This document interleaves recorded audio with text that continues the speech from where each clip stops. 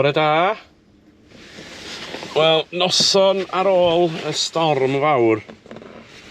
Oedd pawb yn sôn am y storm neithiwr, felly o'n i'n gorfod yn yngwely. A dyma fi'n penderfynu mynd allan a fflio'r drôn. Bad mistake. Pam? Wel, dwi'n dal yn bethal a mae'r drôn rwla ochrau fel un heli. Felly dwi'n mynd i chwilio amdani. Gan obeithio y dwy hyd iddi. Gawn ni weld. Wel, dwi wedi dod yma am sgwrs efo'r ffarmwr. Mae o wedi bod yn gyfeillgar iawn chwarae teg iddo fo.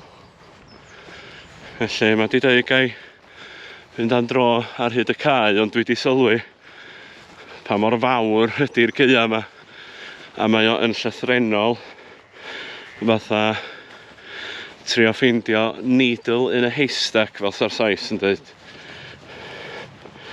Ond mae genna fi fap yma ar y ffôn a mae o'n dangos roughly lle oedd y drôn dwytha.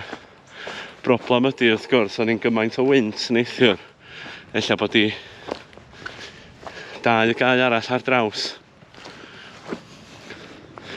Oh, waw!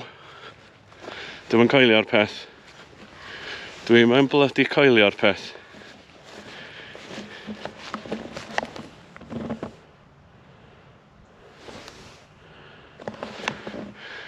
Happy days.